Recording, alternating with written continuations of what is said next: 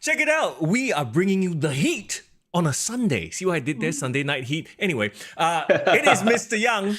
And it's foreign in the building live in a pretty new surroundings, bro. Absolutely. The first thing you will notice is check out Foreign's new digs. Can we announce that you've just like moved? Basically, you're in the new bachelor pad, as it were. Oh yeah, man. I mean, I think we've told the rest of our audiences. Oh, okay. Yeah, I think we've told them in previous episodes that I'm in the middle of moving houses. Yes. And bro, your boy come true. 1st of September, new beginnings, bro. Okay, and obviously we can tell you literally just moved in because there's not a single decoration inside. So I look forward to next week's podcast when we can finally see some some of your books, personality, designs, whatnot, and most importantly, title belts, yes. But most importantly, and chat, please drop by and agree with me on this. We need to see the return of the moisturizer. Oh my The God. hand lotion! Hashtag bring back hand lotion. Bro, I give you a preview, bro. Alcohol wipes. Oh, the tease for you, bro. My bro has upgraded. He no longer uses the moisturizer. He just just cleans it out with alcohol wipes. Can you don't start? I haven't even blessed this place yet. Don't give me weird juju, bro. Weird vibes, hello there, everybody. Haley, so good to see you. Irvin from Sri Lanka. We appreciate you swinging by, even though you're over in Sri Lanka. Div Royalty, thank you for being here as well. And everyone else, if you're here, please say hi in the chat. We'd love to, shout you out as well. Yeah, I mean, first of all, people might be asking, why the hell are you guys doing a nighttime podcast? Why is it this time, right? So I think we owe it to the listeners to kind of explain what's going on. Sure. Well, okay. Usually our podcast is on Tuesday afternoon, right? But Tuesday afternoon is going to be a busy day for myself. So we had to move it.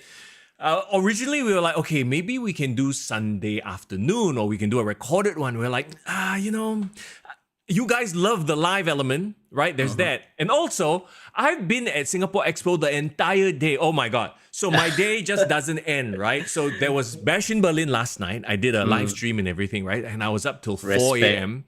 Oh my God. I couldn't get to sleep till 5 a.m. And then the first, because there was a fitness expo at Singapore Expo, right? Yeah. It's one of those things. My wife got the tickets, actually, not me. Right. So I was like, okay, yeah, cool. It sounds like fun, right? It's like one of those you pay $15 for a ticket and then you can go to as many classes as you want because it's a big ass expo. Hyrox was doing an event there as well.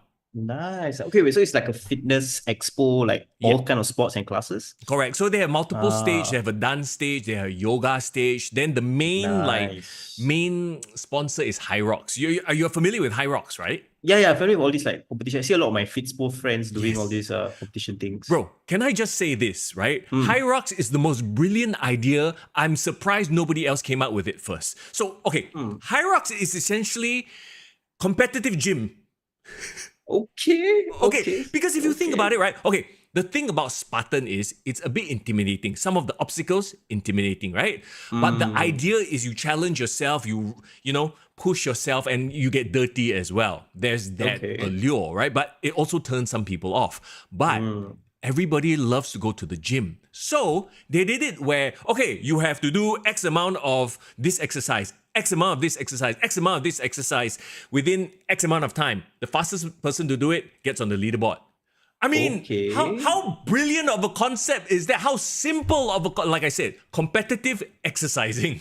Wait, so what are the qualifiers like? Do you need to know is it based on the weights, No. certain weights in certain classes, or forget about qualifiers, all this shit. Most people do it for the experience, for a personal best, right? You can go as a solo. Obviously, they have age groups, men, women, duos as well. So that's like those Fitspo couples, they join as a duo, that kind of thing, or besties. Okay. So it's just, honestly, I don't mean this as a pejorative or a negative. It's just really smart marketing. It's nothing special. Okay, I used to do Spartan, right? Yeah. And to me, the goal and the draw of it was, it's like obstacle course, and you better yourself. You try to beat your score from the last time. That sort of an idea, right? This is just a gym version of Spartan because all the stations are all gym stations. Okay. And the weights can be based on your difficulty preference, right? You don't have to go crazy weights.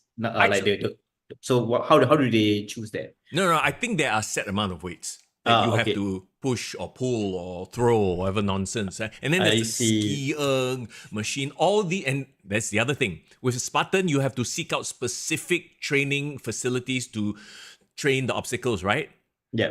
The stations at Hyrox, every gym have. It's the skier, it's the ball you throw, the big, the Mick Benison ball you throw against the wall.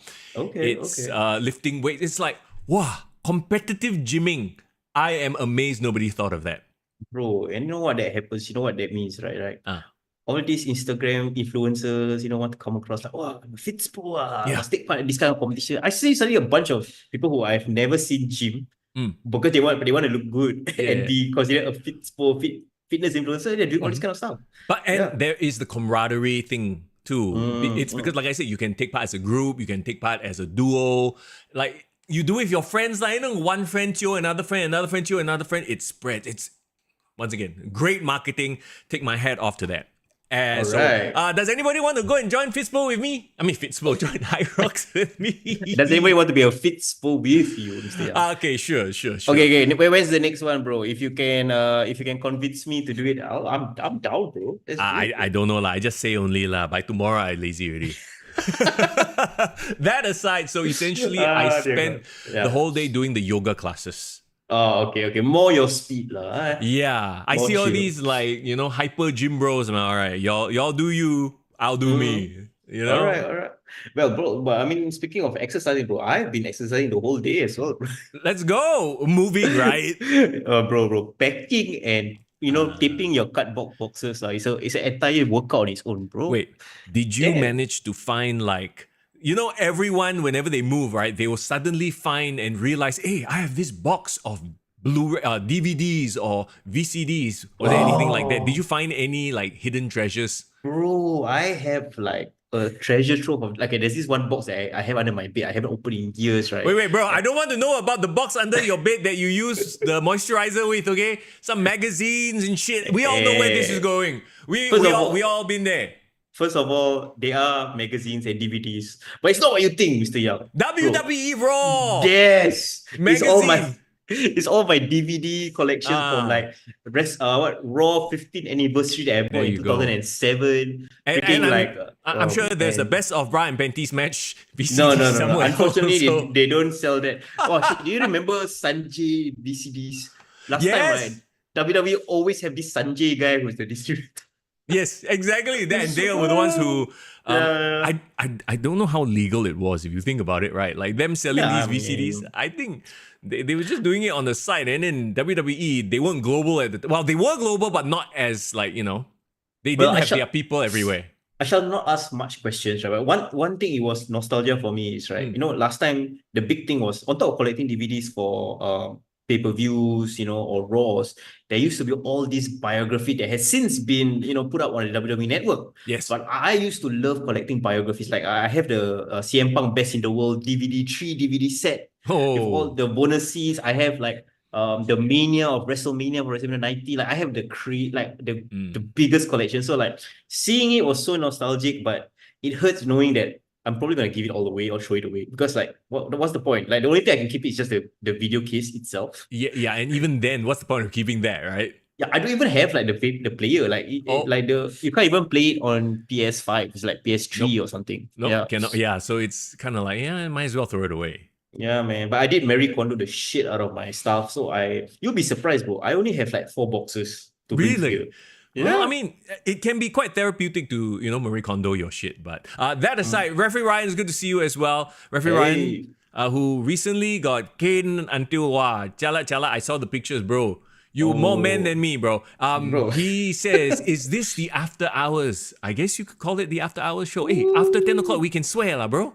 Hey, bro, you can talk more about moisturizer after 10 o'clock. I'm down for that, bro. Let's do it. Alcoholic wipes. This is the new era. The alcoholic wipes era. This royalty says she couldn't get to sleep after Bash in Berlin, but the press conference helped lull me to sleep, Alamar. Okay, I didn't watch the press conference, so I take that it was boring. Was it Cody speaking? Is that why? Cody was doing a Triple H impression, that's why. Cody is usually quite entertaining, or was it Gunther? No lah, no lah. There wasn't anything newsworthy per se, like soundbite worthy. Maybe that's why. Maybe that's why. Which Oh, is but which is yeah. fine. Not Mm. every press conference needs to be some crazy ass bullshit, thing Or happening. like people breaking out into fights or what. It can be quite chill. Can be Yeah, this quite ain't chill. AEW. Anyway, yes, sorry. Okay.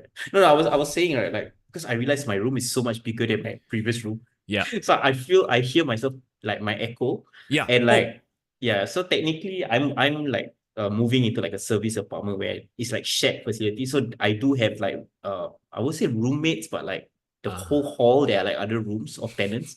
So I do not know how loud I can go. right. So if I'm a bit chill, it's not because I'm drunk or like depressed or what, guys. I'm just trying to Right. maintain my voice. Yeah, Okay. I was about to say like, hey bro, you feeling a little bit tired today. No, But no, no, not low from the energy, move, bro. yeah. Just trying to be safe. I don't want to make a bad impression of my neighbors. First Ah, night, okay. bro. Yeah, Sunday, wow, this fella talking so much. Hey, sekali they're like, hey, you like wrestling also? I like wrestling. Then that's how you make Bro, lifelong friends, man. more like this fella moving by himself, right? Why is he talking to himself? Holy shit, what's wrong with him? Yeah, probably that. Div says looks like you got kidnapped because you're in an empty room. Like Uh, we said, he literally just moved in today. So give it a wait, can week I for him to can I decorate a bit. can I show you guys something? Oh, okay. Yeah, So sure, so sure. so look at this, right? If y'all Is, can see this, is it right? This window is lah? bro, this is not a window, bro. Give me a minute. Wait. Is he gonna step out onto a balcony or something? What's going on here? Is there a balcony? Is that the front Bro, door? I got a joining balcony, bro. It's like a shophouse balcony, bro. Oh, cool. Wait. Yeah, yeah. What does it connect to? No, bro. I Oh, so basically, yeah, it's like bro. literally a balcony on top of a shophouse. So like How? my unit is like Mm, the highest level, like the roof level of a yeah. shophouse, like a boutique Oh, hotel. bro. Housewarming Yeah, when? bro. Let's talk wrestling, bro. Yeah. That's exactly what we're gonna do. Yeah, man. Also, yes, we need to do the whole not say we need to christen your new bachelor pad lah. That's what we need to do. Throw a Yeah. little WWE theme party. How about that? How about like all these my Chinese friends, do they roll all the pineapple? It's like a good luck thing, right? Sure. Yeah, Alfred yeah. says, "Where is Foreign? Foreign has been kidnapped. He is now in some secret location." Bro, you guys better get used to this place, bro. This will be my new background. No more Exactly. books. I'm so sorry, guys. It's my new place. I just moved in. Yep. Literally tonight. Like literally, this is my first night at my Yeah, new and place. and you can tell that literally nothing is in the room. Also, the room is ultra echoey, bro. Damn echoey, right? Mm. I need to fill it with some life, if you know what I mean. Fill it with Oh, love. Okay, fill it anyway, with love. Okay. let's talk about what we came to talk about. But before we do that, let's give a shout out to our lovely sponsors. You know them, you love them. I can't wait for their next anniversary show, by the way, which is happening really, really soon. Of course, once it happens, we'll tell you more about it, right? But our sponsors for the podcast, SPW, Singapore Pro Wrestling. Yeah, man, it's perfect that we talk about SPW now that Referee Ryan's in the chat. Shout out to you, bro. You guys also recently had your tryouts. I believe we promoted it last week, so I hope it went well.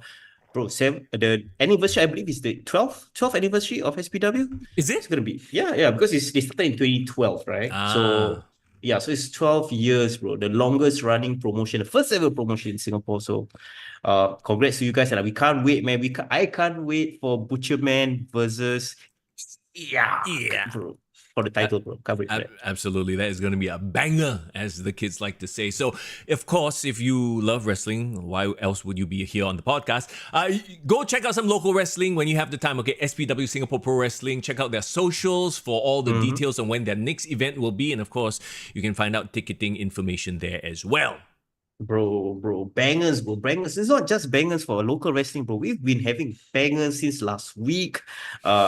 AEW, so there were some great matches, bro. And this weekend as well. And then this next week, there's gonna be another pay-per-view. Shit, we're gonna catch my breath, bro. Well, here's the thing. There's a lot of content. Not all of it might be good, but we'll get into it. All right, here we go. Let's talk about last night, though. Right here for us in Singapore, anyway, it was 1 a.m. All right, I gotta say, by the end of the show, I was struggling, bro. It's an age thing because I enjoyed the hell out of the main event. I'm getting ahead of myself here, but okay. Bro, talk Bash to in me, bro. Berlin. How was the stream, bro? Generally, like, was there a crowd? Was there people Oh from yeah. other time zones joining you? A few here and there, right? It's Mm. like I always say, it's a different atmosphere when you watch wrestling with other people. Though I feel like I ended up not watching as much and paying attention as much. Does that make sense? Because Of I'm busy course. interacting and talking, right? Yeah, So yeah, I yeah. don't know, like sometimes I feel like maybe it is better if I just sit and watch and take out my notepad and be very critical about shit. I mean, you can do it two ways. You can be the streamer and I can be the note taker, which is what I done. Like, when I Ah, watch shows nowadays, especially when I'm alone, mm, I've made it a point, especially this morning, right? I slept through last night. So ah, I told myself, I will not, and I repeat, I will not open Instagram at all. I'm just gonna well watch done. it first. So yeah, Well so I done. managed to enjoy it like as if it was live, right? So that's Mm. great. I mean, it wasn't a very like swerve heavy match, to be honest. A lot of the stuff was Mm. predictable. Not that that's a bad thing, but we'll get into it in just a little while. Yeah, it was interesting too because I had people who usually hang out in my Twitch stream, Mr. Young GG, cheap plug, who don't watch wrestling, Mhm. and I was like, okay, tell me what you think about this. You know what I Wait, mean? wait, wait, who was the one haven't watched wrestling and is watching with you? Oh, this is just I tell you his name, you also don't know what. Some dude Okay, some dude from from the your stream, is US, it? bro. Okay, Dude okay, from okay, the okay. US. And somehow he found a stream streaming the pay-per-view on X for free. Oh, I'm like, wow, okay. X no government one. X don't care. Elon Musk is like, fuck it lah. I don't care. I'll just let people illegally stream pay-per-view on X. I'm like, what? Maybe X not happy with the speed championship. Maybe that's why. They're like, screw it, like people pirating, like, okay, I don't care, like Elon Musk give zero Mm, fucks, right? mm, But yeah, it was interesting because I was picking his brain, trying to like you know me lah. Like I did it with like my ex co-host last time, Jackie, right? I like mm. when I'm with people who don't watch wrestling and I try Yeah. to pick, what do you think of this? And I got some interesting things to share with you. So shall we jump Yeah. into it then? Yeah, Proper. let's go, man. Especially Bro. for the people in the chat. Thanks for joining us on the late night. We want to talk about some passion belief, bro. Let's go. Nasri says he fell asleep during the strap match. Let's Oh yeah, my WWE Mm. network kept buffering as well. It was freaking annoying, Div. Like I on wonder stream. why. I wonder why.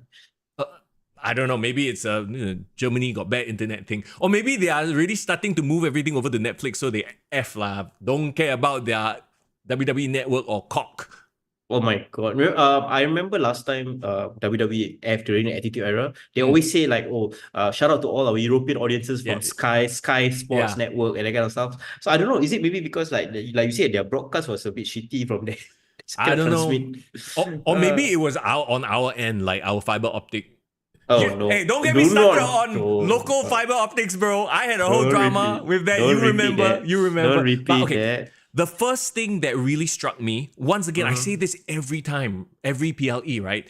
The pre-show is done in such a like sports-based presentation. I don't know if you saw Yes. before, like it wasn't even about the like promo package before the PLE. It's the whole Mhm. like they go backstage, they interview people, you see people walking around. It's such a sports-based presentation. UFC does this all the time. You see Conor McGregor hanging out, you see so and so walking in, you see an interview with this person, Like they have definitely taken those elements and made their presentation so much more professional. Yeah, man, the pre-show was awesome. I'm a sports fan, I love football, as you know. So like Mm. I can relate a lot of it to like, that pre-game hype where, Yeah. all the experts or the former players / Yep. former wrestlers are hyping up the event. And it's so easy for a casual fan, I believe, to just Yes. jump in and get context. Oh, that is absolutely 100%. You compare it to, the standard, the old school promo package of, you just show clips or rivalries. I mean, that's cool for us diehards. To your point, to a casual, it doesn't mean anything. Yeah, agreed. So I think you need to relate to the casual because the fans will always be with you, right? Yep, So the yep. wrestling fans are always going to be there. But Mm. how many new fans can you make per pay-per-view? That's Yeah, the challenge. They are on another level. And talking about being on another level, let's talk about the crowd. Okay, guys, was this crowd better than France? Let us know. Okay, you guys know my take on the French crowd. I thought they were really good, but they tended to take over the matches. They made it about them instead of the match. So that annoyed me. So I took them one below the Puerto Rico crowd. What did you think of this Berlin crowd? It has become like a game, right? Like all these international fans are seeing each other, like they're trying to compete. They're trying to see like, oh, they're the best. But I do like the different flavors of the crowd, right? Like they have their own chants, they have their own like little in jokes. To me, it's like a European football night, right? Like no matter the chance, you know you're guaranteed to have some sort of atmosphere, right? So I love the chance. Comparing the rest, I would say my favorite is still to me like Puerto Rico, because Puerto Rico had Bad Bunny, had that Latino, you know what I mean? Had the Latino, had the Latino. Bro, I agree with you. I actually like this better than France. I know some people are saying in the chat Lyon was better. I think Lyon took it too far. They made everything about themselves. It got distracting, and therefore it takes away from the presentation. I didn't personally like that, but I'm sure it was amazing to be there. Don't get me wrong. I'm sure if you were there, you probably felt your balls shake. You know what I mean? So, but I think Germany showed out. They had the decibel meter and everything. It was great. And there were certain matches they popped extra hard for.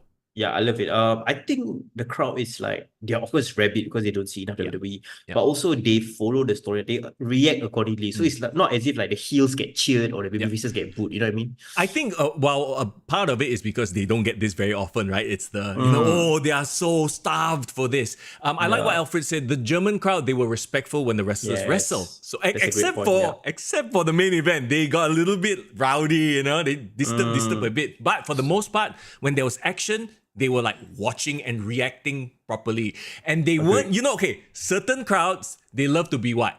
Contrary. Yes, correct. And those are annoying, especially when wrestlers are trying to tell a story and then you go and cheer the bad guy and boo the good guy. You know what I mean? Yeah, agree. I just want to jump into the first match because I have so much thoughts about KO versus Cody Rhodes. Okay, go ahead. Go for it. Yeah, man. Like I was surprised, because like, if you know, Cody and KO came into this with the least amount of hype, in my opinion, among all the matches, right? It's a pretty new rivalry. They are just friends trying to be competitive.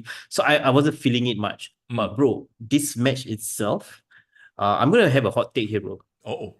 My favorite match of the night. What? Yes, even more than the main event. Crazy, right? Even more than Bianca Belair and Jade Cargill versus the Unholy Onion? I mean, a union? Bro, no, don't make fun of my eyeliner like that, bro. Do not. Okay, no. Wait. Tobakin say, what up, boys? Wow, special timing today. I'm busy watching my Chelsea match. Chelsea will lose lah. Don't need lah.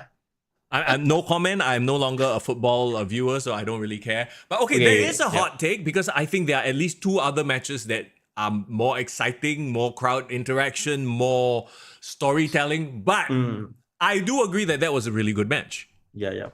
Well, I'm gonna go subjective, right? So like, I'll give you my reasons why, and you let me know whether you can at least relate to the reasons, right? Okay. Like, I felt this match kind of swerved every expectation I had of the match. Meaning, right? They could have done a very formulaic, like, best friends, and then like, they got competitive, and then one guy turns heel, or like, they show a bit of like disagreement, but ultimately they shake hands.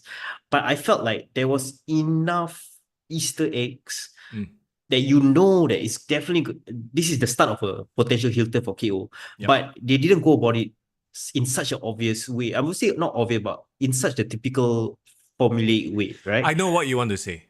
Yeah. Let me say it for you. They didn't rush it and do it in an AEW way. Okay, you're welcome. Well, a bit more nuanced, my thoughts than that. Bro, I'm running on 4 hours of sleep, okay? I'm good. You are getting unhinged, Mr. Young, today. FYI, perfect, everybody. Perfect. Unhinged. So I'll be the slow, chill, baritone voice, and you're the crazy guy. I will be the John Moxley, and we will talk about him a little bit later. I'll be the lunatic fringe. But anyway, yes. Go on. No. So what I'm saying is like, I think this match made me care about Kevin Owens for the first time in a very long time, right? The commentators did such a great job hyping out the fact that he hasn't won a title in so long. Yes.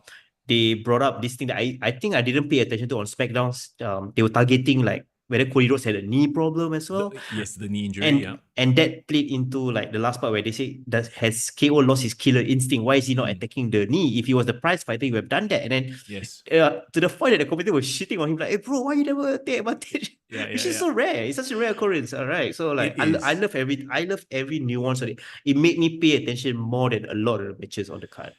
They essentially took what we could, very honestly call a C storyline, and they just level it up a little bit. And like, to your point, I agree with you 100%. They're doing it slowly. At the end of the match, I said, let Papa H cook.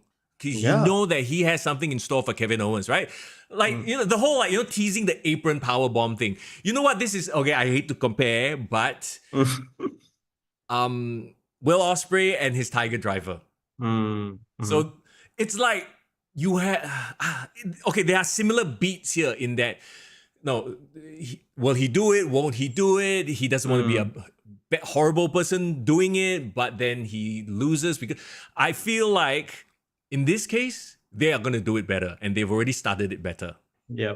I mean, the best thing that the best praise I can give this match is I watched this match and came out wanting to see more, like from a feud that I didn't give a damn about. Like, this is just a side quest. Now I don't even want like Solo and Cody Rhodes Part 2. I just want KO like to do a series, like all the way to some Survivor Series. I want to see that Hilton, bro. Look, the only like negative point for me in this match, there was no Tonga Mania. There was no Lower Mania, bro. Every PLE is better with my tribal chief Tonga Loa. Just saying. I have time coded last week's episode, specifically the part where we had our praise, our tribute to Tonga Loa, and yes, he was sorely missed this week. Like how he would miss. Anyway, so we will talk about Tonga Loa a little bit later on. That aside, yes, I agree with you. I'm now invested in Kevin Owens. He's no longer just the kind of friend who is friendly competition. Yeah. And the hug at the end, he had a look. They zoomed in on his face. Did you see that? Yes, I did. He was like, "Hey, Chibai lah, why you raise my hand? I don't want lah." Yeah. No, and then did you see him slap the cameraman? Yeah, he did. He slapped the camera away, like get the camera out of my face, right? So I'm like, ooh. I love it. I like what Div said as well. Like, I love the swerves and tension in this match, right? That's exactly what I meant. Like, there was a lot of underlying emotions and like subtleties to this match that made me want to pay attention to this feud. So kudos to them. Can we give Cody Rhodes his flowers? I mean, you and I, we've talked about how much, we love the guy and everything, right? But it seems like there are people out there who, and sure, you love Roman Reigns, whatever, but like Cody has elevated everybody in the ring that he's been in the ring with. You know, people always say like, okay, now that Cody is a champion, he needs to go on a long title reign to at least like match up to Roman.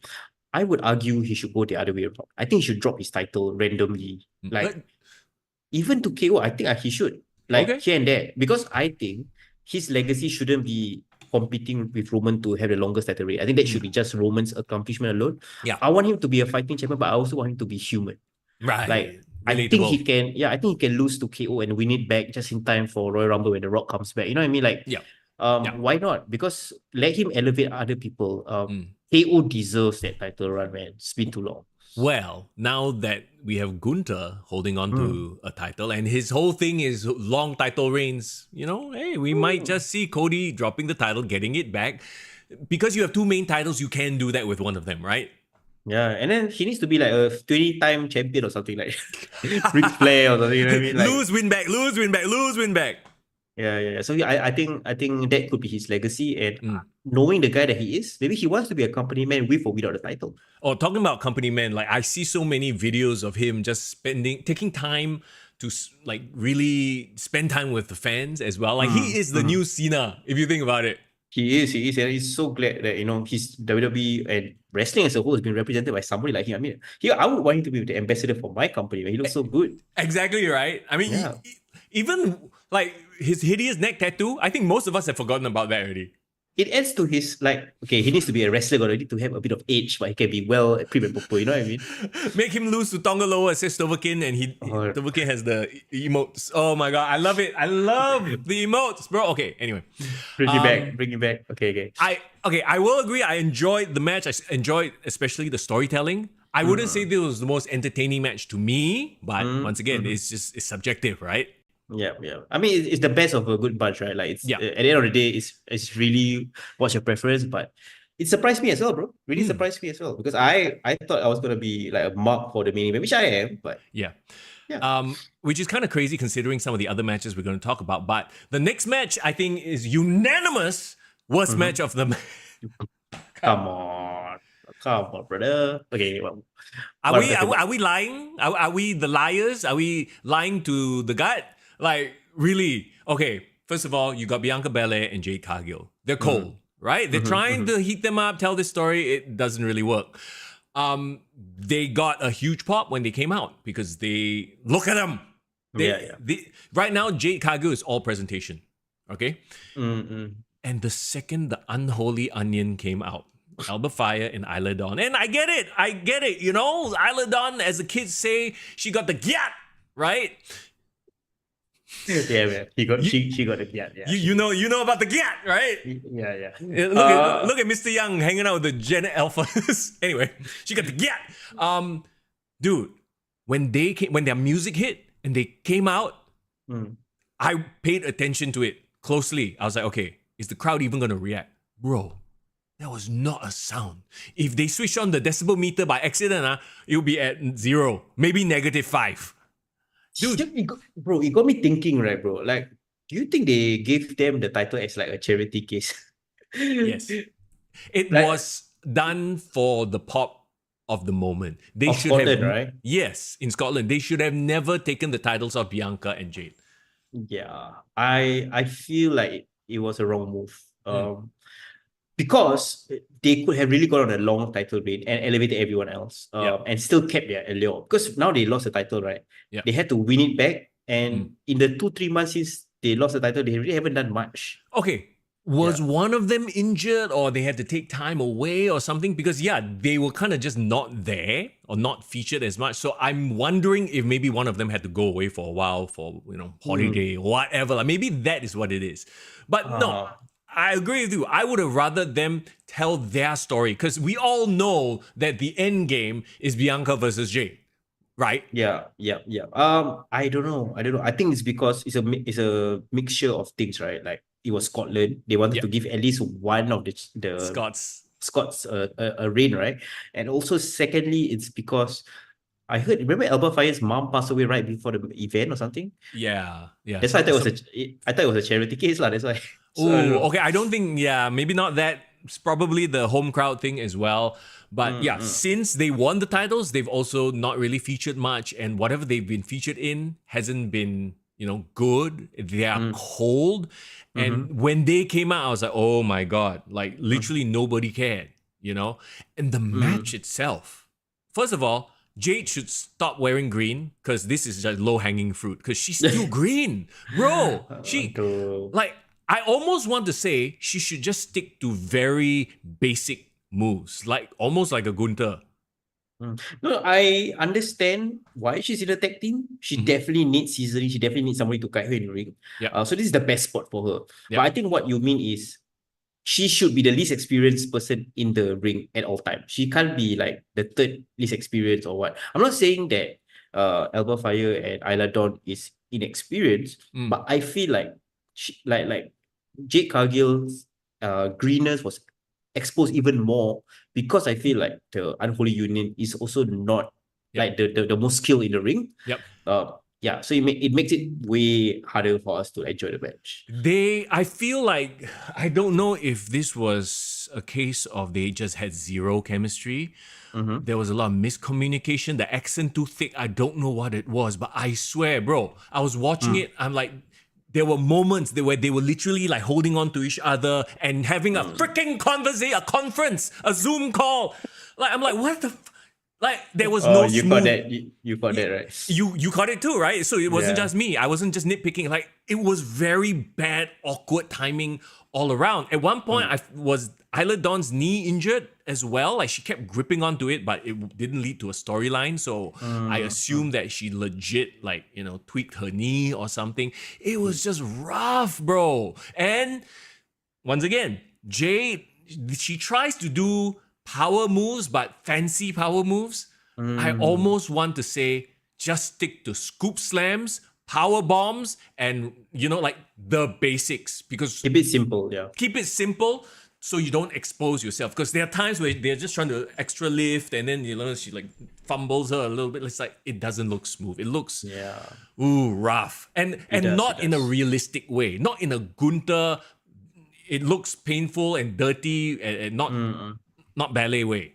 And also, like, to be really honest, I don't really like how she's so baby facey and like nice, like in WWE. Like I've always thought of Jade Cargill like in the most complimentary way, like a bitch lah. Like she got that attitude, you know what I mean? Wait, what was that? That big show. Yeah. No, you get what I mean, right? Like, okay, the one thing that AEW got right was in her presentation. She was like, shut up, Tony, or like, you know what I mean? Like, well, remember she had her own like faction or something where she called them all my bitches or something like that? Sure. I can't remember the name.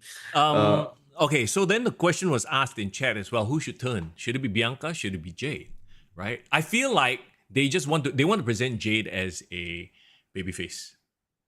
Nah, she's not. No, she should be the so? heel. She should be the heel. How Bianca about- is a better babyface.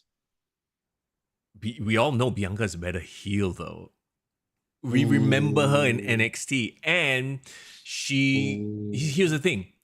If you are the heel, if Jade was the heel, but she can't go in the ring, that's like, ooh, you know what I mean? Okay, you need the heel to dictate the match, right? Yeah, so it's not gonna work. I feel like Bianca should, after they have a long title reign, right, should be the one slowly, the show cracks, and you don't have to immediately give us Bianca versus Jade. You can do Bianca versus Naomi, because Naomi is part of this group as well, right? So Bianca turning on Jade, Naomi kind of feud with Bianca for a while. It's like, oh, why I thought we were sisters. What are you doing? That kind of shit, right?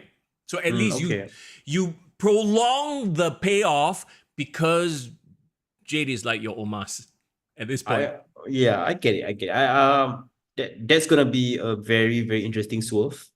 Because most people will expect Bianca to be the good girl, right? Yeah. But actually, the more I think about it, Bianca as a heel would be definitely interesting, and it's different from everything she's done on the main roster, right? Yeah, on the main roster. And bro, we need to see. And we had this conversation on my Twitch when I was, doing the watch along, right? Who's next for Rhea?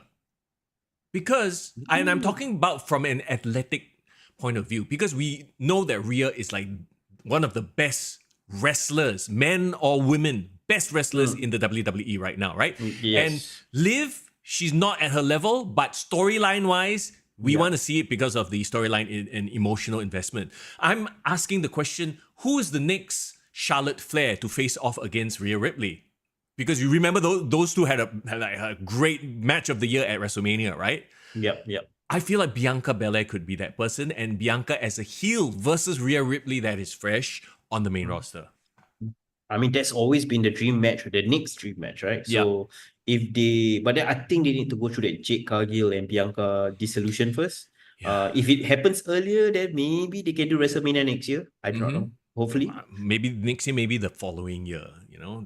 They got time to tell the story, and they need time to cook Jade a bit more. She's still very raw. Yeah. Let them season her.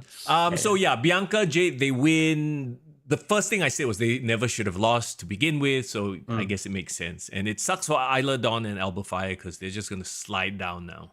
Yeah, I mean, at least she got gyat. She got the gyat. She needs to bring the gyat back to NXT. All right, CM Punk versus Drew McIntyre, the strap match.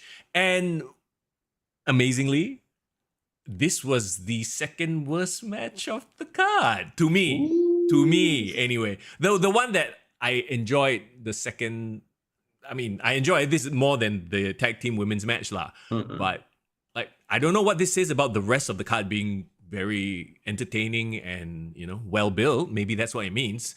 But here's the thing. I would rather see CM Punk and Drew McIntyre disturb each other than actually fight. Does that make sense? No, bro, I agree. I was just about to say that to you as well. Like, I'm paying money to watch them shit on each other and talk more than actually seeing them in the ring. Like, to me, the payoff is not in the ring. No, 100%. I mean, okay, first of all, we even called this, right? This has to be a CM Punk win because he needs to even the odds so they can have the rubber match, bad blood or whatever lah. Sure, that's fine. Okay, what are your thoughts on the strap match stipulation? I hate it. Yep. Don't like it at all. Okay, there's one version of this that I like. Okay. One of my core memories is actually watching Eddie Guerrero versus JBL Texas Bull Rope match, Great America Bash, right? Yes. The bull rope variation of this I like because you have the cowbell in the middle, and the rope is like really long that you can do very interesting things with it. I remember like Eddie like slide out of the ring and then like run around the corner and then like make JBL slide down and baseball slide his dick into the corner, like interesting stuff like that, right? For some reason the strap match, the length is too short. You can't be creative, and like I would much rather see either a dog collar match, a better version of this, or a Texas Bull Rope. The strap match is like the worst iteration of it, in my opinion. You know what pissed me off the most about this strap match? What? The rules. It was the most bullshit rule set ever. And this is when my friend from Twitch, from the US who doesn't watch wrestling, he started watching from here. And he was like, I don't understand any of this. Having to touch the thing 4 times for like shit, right? But that's the thing. I get that you have to touch 1, 2, 3, 4 consecutively, right? But they would reset the light when the opponent hit them with a move. Yeah. I'm like, wait, what? Like, shouldn't the opponent touch the turnbuckle? Okay, then it cancels off the lights, right? The OCD in me was having a fit last night during this match because they try to explain it like, if I touch 1, I touch 2, and then my opponent touch another one, bam, that's when you cancel. Like, you have to start the whole thing again. But they wouldn't do it. It was like CM Punk would hit 1, 2, 3. Before he hit the 4th one, Drew McIntyre hits him with a claymore or hits him with a slam. Oh, they reset the lights. I'm like, what? But I much rather it just be a straight up like pinfall and submission. You know. Yeah, but with a strap, right? They're just the stipulation is they are strapped to each other. Yeah. My issue with this is that while I understand you want to have the strap match because it's like it's a heightened level of violence, but not rabak enough that it ends the feud. You know, it can be like a middle of the series match. That's fine. Also, it's not a quote unquote dangerous. How to put it? A dangerous stipulation in that. Yeah, it's not a structure. It's not garbage cans. It's just that one item. Yeah. So it's like you know, as referee Ryan would attest to, like getting smacked like that it's not nice feeling, it hurts, but you know, you'll survive, right? Yeah. My problem with this is because they're supposed to hate each other, right? So if I hate like my opponent so much, why do I care about the rules of having to win this match? Like, I just want to beat his ass up, right? Okay, I think they tried to play that out though. Like they tried to, in the sense that like, you know, there were moments where the commentators even alluded to it. It's like, just touch the turnbuckles, but he hates him so much, so you need to hantam him a bit more. You know, I'll give you another example that annoys me, right? Yep. Climbing ladders, ladder match. For whatever reason, I know the reason is to heighten the anticipation. But these athletic mofos who on a regular day could probably climb a ladder in about like 2 seconds, suddenly in this match, whoa, slow, exactly. Right? And that is like, it's like, okay, fine, you suspend your disbelief. But for the strap match, it's like, it's the same thing. Drew McIntyre hits CM Punk with a big move. CM Punk is like dead. And then like, you mean to tell me Drew cannot just jog around the ring and just hit all 4 real fast? No, he got to hit 1 and slowly walk to the other. Hit another. I'm like, oh god, this is hokey as fuck. Yeah, not a fan of that. No. I really feel it should have been a dog collar match. Like that would have been the right amount of violence and the rules would be so easy. Like it's not even rules. You just beat him up, get a pin. Like I said, a strap match without the touching the corners bullshit rule. Because they didn't even understand. That's my biggest gripe, is they didn't understand that rule in and of itself. Because Yeah. if you can't explain it to yourself, if the people pressing the lights don't know when to press the lights properly, then it's too complicated and you cannot expect anybody casually watching to understand this. Yeah. Interestingly, after the match, right, CM Punk got the win. Yep. It was great, right? After the event, there was this post-match interview that she did with Katy Kelly. Yeah, I saw. He said, right, like, she asked, so is this over between you and Drew? And he was like, yeah, it's over. I'm gonna watch the main event. I want to see who wins. I'm gonna go for the title next. Is it a red herring for you? Yeah, it is. He's just throwing you off the scent. Confirm Drew will want a third match. Yes, He is just yes. he is working the crowd, right? As the winner, of course he would say, oh yeah, this is over. But Drew will have something to say for sure. And I look forward to it on Raw. Yeah, interestingly, this is exactly the same thing Drew said after he won at SummerSlam, remember? Yeah. So, there is precedent. They are definitely working towards a third match. And I am looking forward to the in-between stuff. Them disturbing each other. Whatever the match payoff is, I kind of don't care. That said, okay, I'm not saying this is a terrible match by any standards. They told a good story with the match. To me, what really lowered the match rating for me was the stipulation. It made it too complicated and convoluted. For me, CM Punk and Drew McIntyre do not have the in-ring chemistry that their rivalry deserves. Yeah. You know what I mean? Yeah. So that already brings it down. And I think secondly, knowing CM Punk, his injury history and all the nonsense that happened and all that, I just want him to get through matches. I don't really care about the quality of the matches anymore. It's like watching John Cena right now. You don't care about the quality anymore. But I mean, you get the butts in the seats because you're such a compelling character to begin with. So that is what sells it, right? And it's not a main feud. It's like a mid feud, it has main event vibe. So it's fine. It's good for what it is. Just the strap match thing annoyed the piss out of me. It took away the enjoyment of the match. The match itself, like I said, was a good match. They did what they could to tell that story. I just really didn't like that stipulation. Yeah. You know what? I still am excited to see the third match, and I have a feeling actually the one that will deliver is that Hell in a Cell match. Like the violence will be there, the story will be there. I think that will have a definitive to me lah. Do you think it'll just be a regular cage match? Nah, they're gonna do Hell in a Cell, bro. And you know what's a hot take? What? I want Drew to win. Oh. I want CM Punk to put over Drew. Okay, but then where do we go from there? Because CM Punk, his whole reputation is he won't let go. He won't let things go, right? Maybe they will do a stipulation where whoever wins, this is the last match, they can't challenge or fight each other anymore. Something like that. I mean, they can script something, I guess, but I don't know. It's weird, right? You have the heel win and then CM Punk just fucks off unless Seth Rollins comes back and he moves on to that feud. Yes, maybe, or it can be an interesting shift in the character where CM Punk shows vulnerability and doubts. Maybe it's time for him to retire. You know, that kind of storyline? Sure, yeah. Maybe. Okay.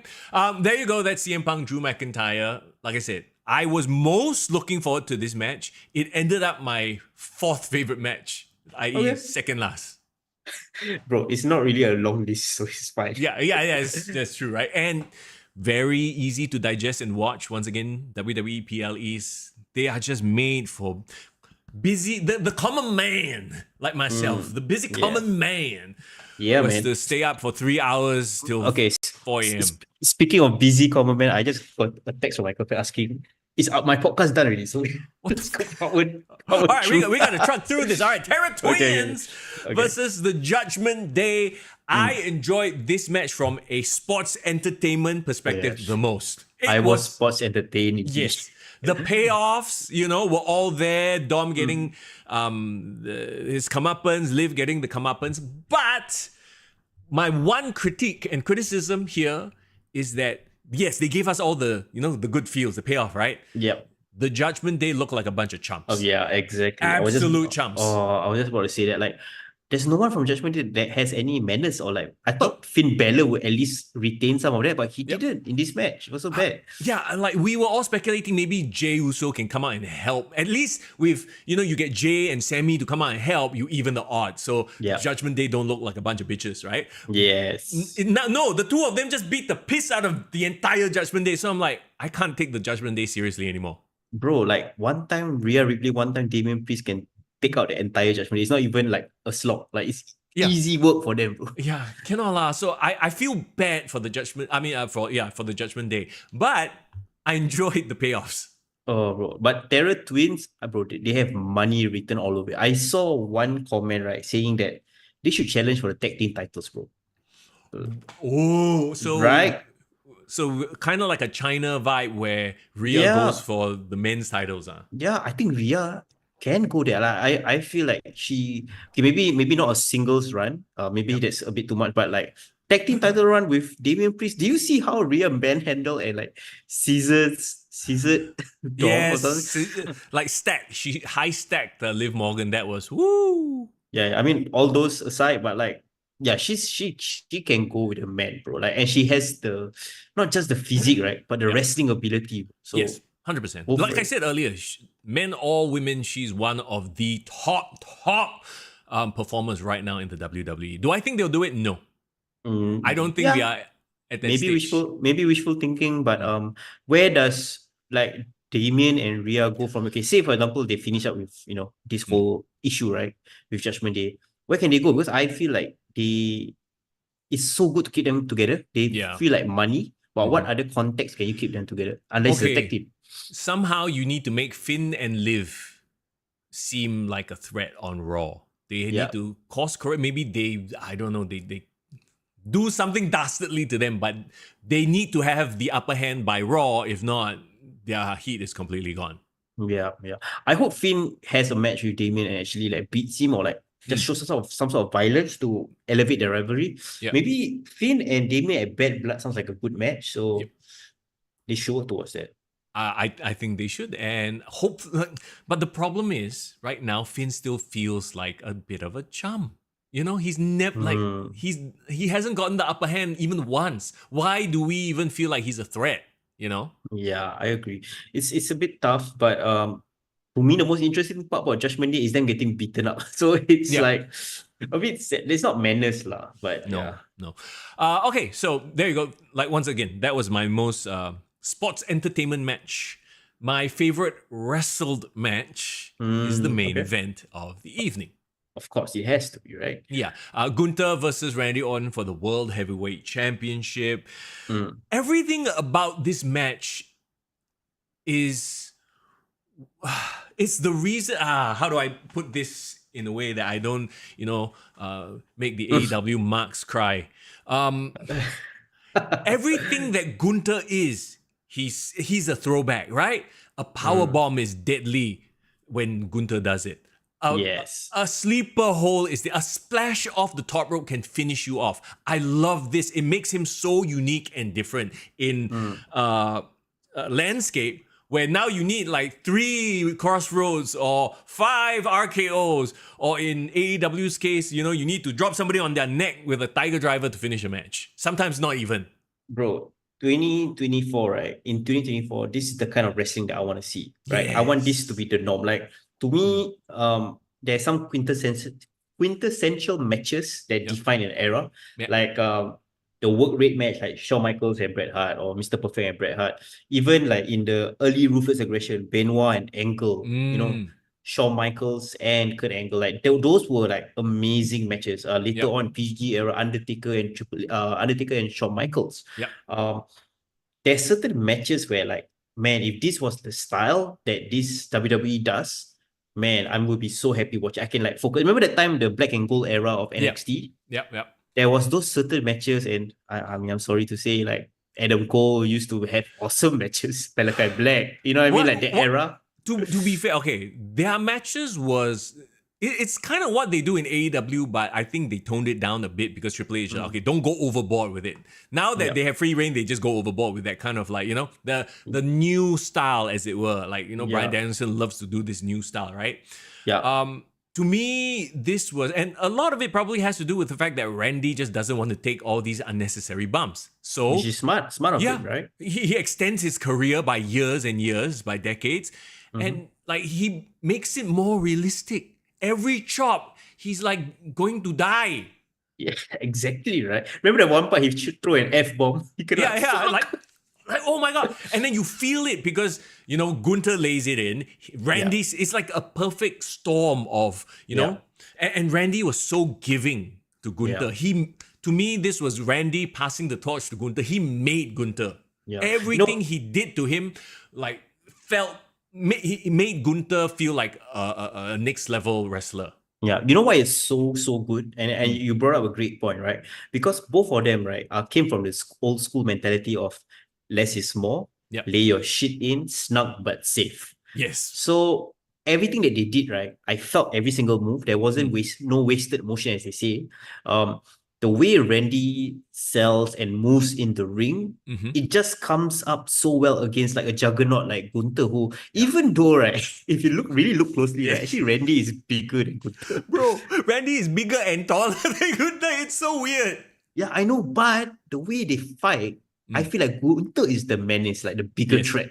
Yes. So it's a testament to how Randy sells the match. And you know, I'm such a huge fan of Randy. And the best part about Randy Orton is like he just keeps getting better with age. Right. And to me, what's crazy is that the biggest spot, quote unquote, in the match was a backdrop on the announce table. If you think about it, a backdrop it's the simplest thing. The crowd was like, holy shit. I was like, okay.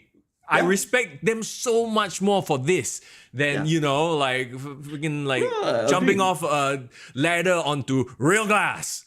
Bro, think about it, right? Like, if I was a main eventer and you tell me, okay, for my main event match, the biggest spot I have to do is just to take a back bump on the table.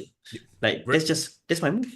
Yeah. Bro, because, shooks, well, it's not just the shock, right? But they are so smart. This is just smart. You are extending your career, your health, protecting yourself and telling a story in the ring as opposed to doing 10,000 flips. I'm so happy in 2024, right? A sleeper hold can finish a match. Dude. Right.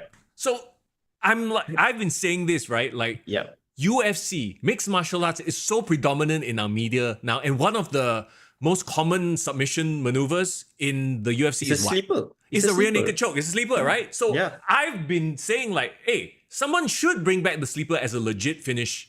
And it's not like, the sleeper of old is like, oh, put it on. No, here you had Randy fight out of it. Gunther had to like elbow him in the neck several times. And we all know Randy has neck issues, right? Yeah. And I don't know if you saw the final one, the final sleeper. Gunther actually hooked his leg. Oh shit, no leg. Oh my God, are you gonna show me your legs? He actually using his leg, hooked Randy's arm, so Randy only had one arm to try to pull it out and he couldn't. It's smart, bro. So smart. And also there's this one part, he managed to break out of the sleeper and then this Gunther, bro, back chop his neck or something. He was like, oh shit. Right, and then like we all cringe and then there's like sweat flying everywhere. I'm like, oh. Yeah. Dave said the best thing. Gunther versus Orton was such a master class. Yes. Master class in not just the wrestling, but also in passing the torch on. Like, and then the handshake too at the end. Yeah. Did you expect that, right? No, I did not expect that. Yeah. I thought it was going to be an RKO. I thought it was going to be Gunther being an asshole. But you know what it reminded me of? What? Remember last year, SummerSlam, Brock Lesnar shook like Cody Rhodes' hand, almost as if like, wasn't part of the script, but he just wanted to give his stamp of approval somehow. Correct. Yeah. Dave says the ending, does it mean that it isn't over because it's not technically a clean win? It's a clean win, what? It's literally he literally passed out from, like, it was as definitive a win as you can get. You literally put the dude to sleep. I think this resolved the issue from the first match in the King and Queen of the Ring, where it wasn't a clean finish and there was a lot of controversy with it. This really put the stamp, and I think the whole point, even though Randy did give a lot of jeopardy, like we were thinking like maybe got a chance like 15 title run, but this was always the plan, putting over Gunther strong. But now the question is, who's Gunther's next opponent? We speculated, we were praying and hoping and, Brock Lesnar, but none of that happened, right? Yeah. Which, looking back, that's fine. Yeah. I think this is going to be a left field choice. But since Kevin Owens is getting title shots with Cody Rhodes, why not Sami Zayn gets a run again with Oh my Gunther. god. Do we? No, I think we already saw Sammy Gunther, so maybe somebody else. I don't know. I don't know. Yeah. But maybe there's a couple of baby faces like, Jey Uso is not doing anything. Jey Uso's in the Intercontinental hunt right now. Yeah. Oh, yes. That's true. That's true. But yeah, my prediction, my hope was Brock Lesnar last week. But I guess you have to watch Raw this week to find out, bro. CM Punk. Well, that's what CM Punk alluded to. But man, Drew McIntyre's got something to say about that. Well, maybe CM Punk gets the title shot, but gets screwed out of it by Drew McIntyre. That could be interesting. I mean, unless like Drew McIntyre waits a couple of weeks, he like hides in the shadows, and then like in the next PLE that happens, and then he can work towards Bad Blood. I don't know. Maybe. Wait, no, but Bad Blood is the next PLE already. Oh yeah. No, October. there is one big event in between. Huh? No, not a PLE, but SmackDown and Raw. No, not Raw, but SmackDown is making a debut on the USA Network, right? It's gonna be a big deal. Right. Yeah. I don't think they'll put a well, and this is the Raw title, so CM Punk's not going to be on SmackDown. Yeah, we shall see. We shall see. I'll be remiss to say before we give our overall grade for the event, right? That is Liverpool versus Man U happening right now, and Liverpool just scored the first goal. Just saying. Hey, you'll never walk. I don't know. Anyhow, I fake one. I don't watch football. Okay, yeah. Yes. I give this a solid 8 upon 10 just for the strong storytelling all around. If you are like, high work rate matches, I don't think we saw a lot of it here. Yeah, we are grading it based on WWE, right? Because we're not basing on overall PLE pay-per-views with other companies, right? It's just WWE, right? Honestly, if you ask me to grade it against other PLEs, I would also give it an 8 upon 10. Yeah, okay, cool. Interestingly, I would say I enjoyed this more than All In. But I might think that in terms of just hype level and how I felt after the show, I think SummerSlam still aged it a bit for me. Yes. I mean, come on, if you looked at this card on paper, right? This is a B pay-per-view, B PLE. No doubt. But if you just judge it based on what it is, I think it is a very solid. Oh, by the way, that goal you talked about disallowed, huh, bro? Lah. I just saw. Thanks to Burkin for ruining my day. You will always walk alone. Okay. I love how you just turned. Chat, jump in. Yes. Give us your number grade, letter grade, whatever for Bash in Berlin. Once again, even though I was like fighting the Z monster, Gunther's chops woke me up. Okay, and made it worth staying up till 4 a.m. to catch. I enjoyed the hell out of it. Yeah, I'll give it a good 8. I would say, I mean, two of my favorite wrestlers, had matches on this card, like Randy Orton, CM Punk. Gunther is well worthy of the main event, and Cody Rhodes and Kevin Owens surprised the hell out of me. Made me enjoy the show. So let's not forget the Gyat. But if I want to see the Gyat, I don't need to go on WWE. I can see through other mediums, so that doesn't matter. Just saying. So yeah, generally. Who was the last person to message you, bro? No, I'm just talking about other mediums of entertainment, bro. Marvel Cinematic Universe. Who's UFC. Gyat are you looking at in the Marvel Cinematic Universe? Clearly She-Hulk. Okay, anyway. Okay, Tobakin and Diveralty both say 7. No major turns. Okay. Terror Twins motivated me to stay awake for sure. But it was generally, I feel, and I think everybody agrees, it was a very easy watch, which is what WWE has been very good at doing. Easy, watchable, fun pay-per-views or PLEs. Quick question, bro. Do you think 5 is enough? 5 is too little or 5 is too... 5 is perfect. What they're doing now is great. Don't add any more. By the time the last one, the match went, I was like, oh shit, they actually went longer than I expected. I thought this would end at 3:45 because that was what it stated on the WWE network. They went overboard, huh? Bro, unless I will give an extra star like Dovahkiin if there was a Tonga Loa on the card. This is gonna be our freaking hand sign going forward, bro. Okay, that's the WWE Bash in Berlin. The next one is WWE Bad Blood. I can't wait for that. But let's talk about the next NXT pay-per-view, which is in literal hours, bro. Yeah, I'm not gonna be out watching this live. I'll probably watch it after the fact, lah. But I'll be honest, I haven't been diligently watching NXT because of life, and NXT is weird. It's like it will get me hooked for a couple of episodes, and after that, I can give it a miss. I have this like sort of like I dip my toes in it. Half of it is like eye roll. The other half is like, oh, very interesting, like your Oberfemis, and even like Wesley stuff. Like his recent heel turn was pretty cool. Joe Hendry, obviously, but then there's the Wendy Choos. I saw Rosemary from TNA debut in NXT last week. That was an interesting development, and she's apparently like involved with Wendy Chu. My thing for watching NXT now, I mean, I don't watch NXT all the way through. So even I can't tell you what's the cut for this NXT No Mercy. I really can't give thoughts, but Joe Hendry as the main event, I mean, with Ethan Page, like that's definitely. I'm curious. I'm really curious what they're gonna do with Joe Hendry in NXT, bro. Shawn Michaels is making these like big internet moves, and they can afford to do it because they are the developmental brand. They can be experimental, right? You can't do this on the main roster, so this is the perfect place to do it. All right, let's very quickly round down the card. Wesley versus Zachary Wentz. Wesley turned on his, friends, and this is like the grudge match, which I think this is going to be a flippy-floppy match, to be honest. I have no idea who Zachary Wentz is. He's Wesley's ex-partner lah. Okay, clearly didn't make an impression on me, but Wesley I know. So Wesley's for the win. Okay, remember when Wesley and was it Nash Carter? They were a team, right? They were the tag team, and then he got into trouble because of some controversy. He got fired. Then Wesley became a solo, right? But then recently he was cleared, and he now works for TNA. So now having the TNA thing, he came back. And they did the whole hug, we're all best friends shit. They were used to be a tag team or something in TNA or something like that, is it?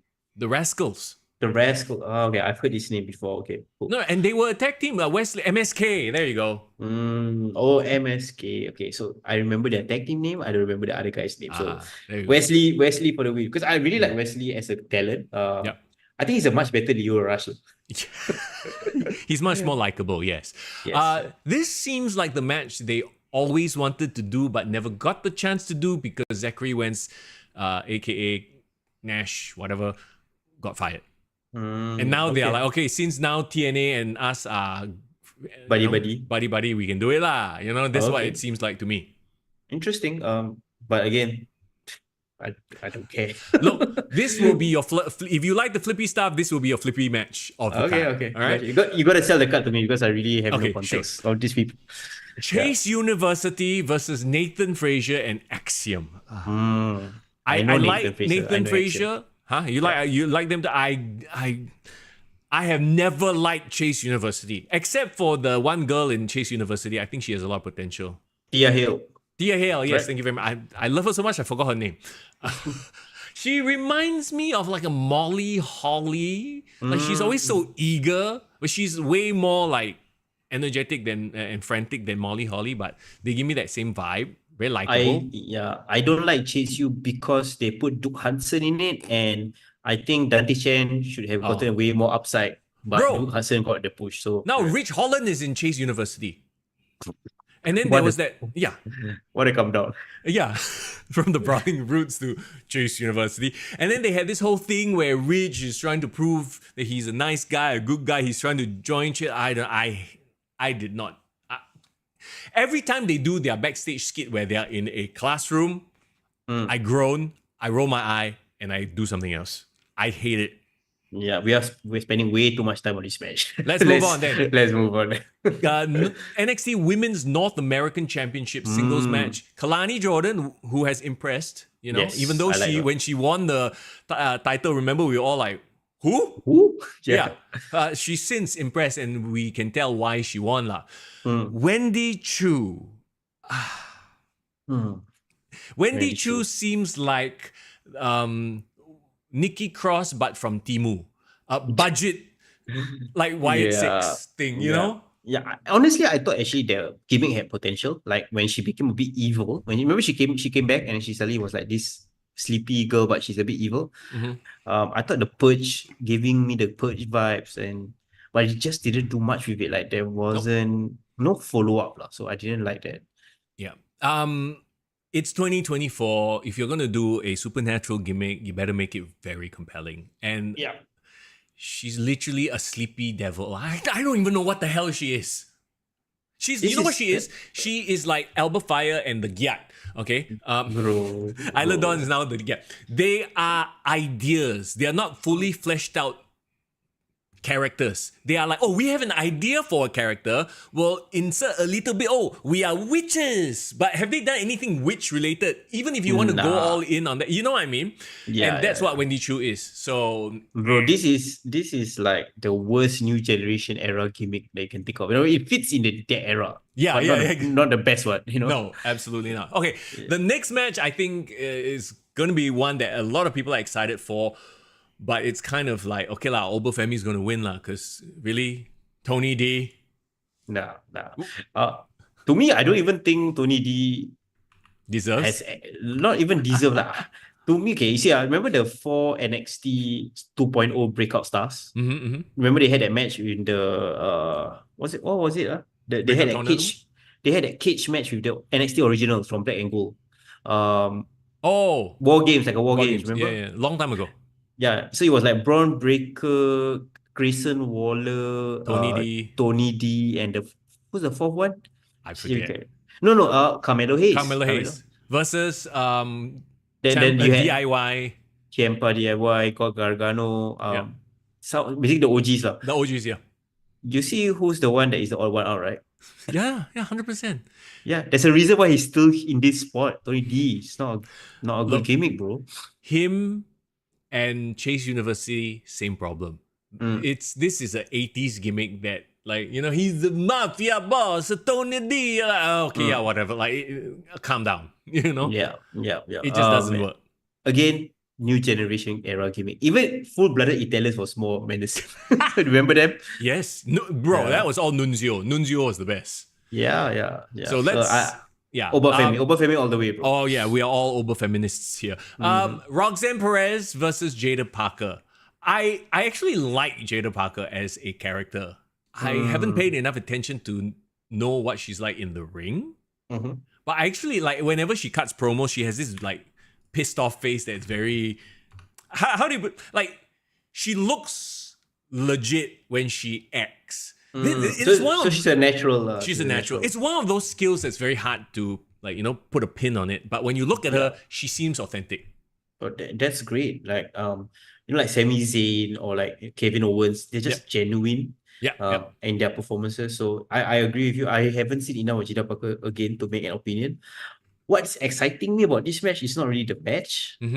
It's the potential debuts that we are hearing, bro. Do you know, right? No, tell me.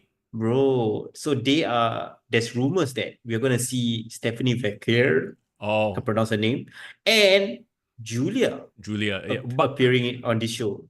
How? As in just like random, hi, I'm here, or... No, if it was me, I would want to see both of them appear at the end of this match to face off against Roxanne. That would be so interesting. Yeah. And be all like, I want your title. No, I want your title. That's sort of a deal lah. No, remember, okay, imagine this, after Roxanne retains, because clearly we are all overlooking Jada Parker at this point. It's like, no one in this world is as good as me. You can find anyone from all other countries, freaking Mexico, Japan, none of them can fight me. And next thing you know, you have the best of Mexico and the best of Japan. Oh, God. Okay, would it be too much of a... Like, I like the idea of somebody stepping up to Roxanne, but I'm not sure about debuting two people at once. Because it takes away the shine from that one person debuting. I give you a classic example. Adam Cole and Bryan Danielson. Same night, Adam Cole's debut immediately was like... Everyone forgot already. Then again, they did it recently with WWE. Randy Orton returned, followed directly by CM Punk. So, bro, that is like another level. No, like I get it. Yes, you can't even make that comparison. No, I think there's a precedent to it. Then you might as well say, oh, John Cena and Undertaker at WrestleMania. Like, that's the comparison you're making, bro. I'm not saying that they're the star level of those people. I'm just saying that WWE has done this before. When they have debuted two people at once. I'm just saying. Okay. Julia and Stephanie Vaquer, yes, they are big names where they are from, but they need to be debuted in a big way in North America. I don't think it serves them well to debut together. Just give me one, or or something like that. Like, separate debuts. Bro, I'll take them both, man. Right now, man. I'm free. Like, come on, right now. He got the alcoholic wipes and everything, man. Okay, we need to. Let's get to the main event. Let's roll. Yeah. Ethan Page, Joe Hendry. I believe in Joe Hendry. Okay. Trick Williams is the special guest referee here. I don't think that Joe Hendry will, suddenly become the NXT champion lah. If anything, this serves to extend the feud between Ethan Page and Trick Williams. They're going to have their whole issue. I have a feeling Trick, being the good guy, he will begrudgingly count the pin. That's the finish. He will I don't want to count the pin, but I have to do the right thing. And that's how Ethan Page wins. Yeah, I think Joe Hendry will make a great impression of himself. He will have a great match. The crowd will be behind him. But again, yeah, you're right. I think Trick Williams and Ethan Page is the destination point they're trying to get to. Yeah. Joe Hendry is like that fun side quest, at least from NXT's point of view. But yeah, I think Joe Hendry is meant to be the TNA World Champion. That's going to be his ultimate destiny. Well, I mean, you never know, I think in a lot of ways, this run that he's having in NXT is probably an audition also. Like, all right, let's see if you're really, worth your salt. And I think he's done very well for himself. I wouldn't be surprised if down the road, they actually sign him full time. Oh, he deserves it, man. I mean, he does. It's not just him being viral. It's really, if you really watch him in the ring, right, he's good, bro. He's good. Yeah. It just took the virality to take him to the next level and to get people to notice. And sometimes that's what you need, right? Like a lot of the best wrestlers, there are amazing wrestlers out there, but they have no personality and they can't get seen. Unfortunately, this is a business of presentation and spectacle. Yeah, the best example I will give, like the term will be like a 20-year overnight sensation. That's what I call Joe Hendry, right? Yeah. That's a great way to put it. So that's NXT. If you're waking up at 7 a.m., was it 7 a.m., 8 a.m., whatever, to watch it, well, good on you. I'm going to watch it after I wake up. I'm sure it'll be fun. Yeah, I'll probably watch it on my way to work or something. There you go. One more thing we need to talk about, and we'll be quick with this one because, quite frankly, I'm not even going to bother watching it. Like, I was thinking, and this is a Saturday pay-per-view, so Sunday morning for us in Singapore. Ooh, yeah. So actually got a reason to, like, if you wanted to. Yeah, but I'm not going to, and I'm not paying $30 for this. Originally, All Out was supposed to have been the week after All In, but because last year that's what it was, right? And then people complained so much, they're like, okay, let's move it 1 week back. It's Labor Day or some sort of a holiday in the US. That's why they did the double thing. But this year they're like, okay, let's not. Either way, it's still too freaking close to that big pay-per-view you just had. Yeah, it's too close.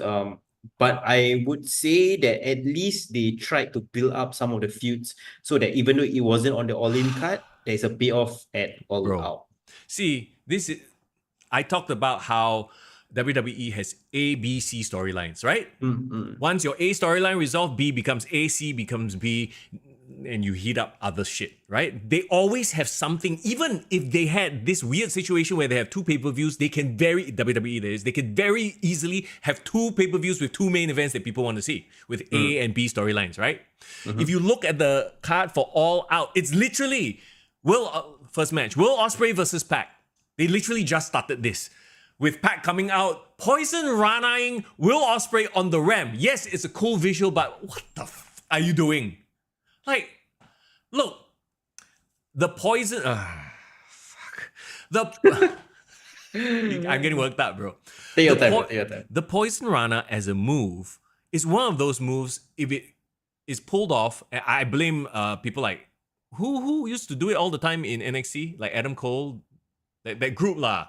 Yeah, the Undisputed Era, one of them. Yeah, I blame them for this bullshit because it is the dumbest move mechanically if you think about it. If somebody suddenly jumps on your shoulder and flips back, you are not going to do a backflip for no reason. Like, it makes no fucking sense. It's one of those moves you have to cooperate, and therefore, in the context of reality, making it look real, it looks cooperative, and thus it looks like shit to me. You know who's the best seller of the Poison Rana, bro? Will? Tama Tonga. Yes, you know what? Here's the thing. I love that you brought that up. Because that is naturally how someone would react. If somebody jumps on your back for no reason And you're like, what the fuck? You know, at the worst, you fall down or you fall forward. You know, you don't fucking backflip suddenly. Oh my God. So you're saying tangga tong sorry. Tonga. Tonga Loa. Bro. Tonga Loa Tonga took the Loa move, Mania. right? Yes. Yeah. Oh my God. Yes. I'm saying that Tonga, you can clip this. I'm saying that our tribal chief, Tonga Loa, took the Poison Rhino. Poison Rhino? Okay, good. Took the Poison Rana exactly how it should have been taken. I.e., you just fucking fumble and fall to the ground incoherently because it doesn't make sense. When you run behind someone, you hantam them, they fall down. That makes sense, correct? Yeah. Okay, I got a question. So Park won the trios title with PCC, right? So at All In, he was a babyface, correct? Yeah. Now he's a heel. Bro, it's all shades of grey, bro. You cannot think along the lines of black and white. What are you, a simpleton? Come on, bro. Okay, you know what? Will Ospreay to retain because for fuck, why Park was the one going to win? Like, just hasn't done anything. That's what I'm saying. It's like, this is literally a D feud. They just started this feud for no reason. I'm sure they'll have a fucking athletic match. There's no doubt about this, right? Yeah. But I don't give a fuck about this match. Yeah, it does. Especially after they just came down for MJF, so like... yeah, exactly. And Park is a trios champion and he's off doing his singles thing now. Honestly, this could have been an interesting match if they actually built to it. Yes. But everything can be, that's like a moot point. Everything can be interesting if it's built. But nothing in AEW is ever built properly. So, okay. Referee Ryan said, this is a great example of the effect of Tonga Loa. You will be speechless. But bro, what you brought up was absolutely right. Tonga Loa sold the Poison Rana exactly how it deserves to be sold. Just fall down backwards, confused. Okay, before we go to the rest of this card, right? A few things we need to bring up. Ricochet had a match with Kyle Fletcher, a glorified mid-carder. Have they already dropped the ball with Ricochet? Give it one more month. Probably you will think of Ricochet the same way you think of Miro, which is not, you won't think of him. Basically. But to be fair, if he I will not begrudge him for going for the bag. Look, get your money while you can and hang out with your friends. Why the frick not, right? But if anybody thinks that Ricochet is suddenly going to become a major star because he went to AEW, I have a rude awakening for you. He's just going to have that one match with Will Ospreay that Dave Meltzer is going to cream his pants about, and then that's it. That's it. That's all that's going to happen with Ricochet. Yeah, I won't be surprised, bro. I really won't be surprised. We shall see. See. As of now, Ricochet is like 0-1 to me. Yeah. Because he lost one match and he won one match. So like 1-1 lah. 1-1. He lost the Casino Battle Royale, whatever the hell that was. Yeah. And he beat a mid-card. Look, if you wanted him to come in as a legit guy, have him come in and beat Pac. Have him beat somebody that is established but doesn't have a random feud, you know. Bro, I find it so hard to even think of somebody legit in AEW because nobody is legit there. Oh well. Okay, let's just power through the rest of the card. Isn't that concerning? The fact that I'm like, okay, who? I can't think of a person other than your Will Ospreay and your MJF lah, you know? Anyway, okay, the other thing that I want to bring up first, and I want to get your thoughts. John Moxley's return. All right? That was the big thing. He comes back, he gets on the mic. Oh God. He cuts a promo in front of Tony Schiavone and tells Tony Schiavone, this is not your company anymore. What the does that mean? So the internet is buzzing about it, like, oh my God, does he mean Shane McMahon is coming in to take over? First of all, why would he promo that to Tony Schiavone? It isn't Tony Schiavone's company. So was he talking to Tony Khan through Schiavone? Seems like it. I mean, he said, Tony, I want to speak to you, and then you won't get it, or no one will get it right now, but you'll soon get it, something like that, right? But the way he's saying it, I definitely is not at Tony Schiavone. I think he's speaking through Tony because of the mic or whatever it is at Tony Khan. The more interesting assumption is the fact that he's so-called representing Shane McMahon, and they're gonna preview some sort of incoming war. Is it some sort of prophet giving a prophecy or some shit like that was going, like a warning or something. So if you know your WCW history, that's exactly, okay, not exactly, that's kind of what happened, right? Who was it already? Kept saying they're coming, you know? Was it the Outsiders? Yes, the Outsiders. So they broke in and then they were like alluding to a third member. Also, I can't remember exactly what it was, but it was very NWO-esque, right? So I think that's where they're drawing inspiration from. I see. Like they're selling the fact that, oh, there's this like, you know, for all we know, right? It's going to be some indie. It's going to be that his best friend. What's that guy? Nick Gage. Nick Gage, yes. For all you know, it's going to be Nick Gage, bro. Just keep him in the indies, bro. Enough. Okay. Okay, anyway, okay. One thing I would like to say is actually he looks good botak, bro. He looks actually more menacing. So. Well, sure. I mean, he did dress up a little bit different, but what about his friends in the BCC? Has he abandoned his friends in the BCC? Yeah, Bryan Danielson. Yeah. He went off and did all this shit, right? And then he got, this company doesn't belong to you anymore. Do the BCC know about this? Does the world champion friend of yours know about this side quest that you got on? It would have been so much more better. I didn't watch that much. I wouldn't know. If they actually had a backstage segment where like the BCC was welcoming him back, hey, welcome back. And he was like, brush them off. That would have been very interesting if they had done that. I saw another segment. I don't know if it aired on Dynamite or what. I think it did because he was wearing the same thing, right? He was backstage and then somebody asked him like, oh, what's going on? What did you mean? And then suddenly he had a friend beat that interviewer up. It was Marina Shafir. Yes. Yes, it was Marina Shafir. Yes. So did he just create a new faction with arguably the individual with the worst promo ever done in the history of pro wrestling? Do you remember her? The Problem? The Problem? Oh God! Dear God. From Moldova. Like Marina. Oh, what?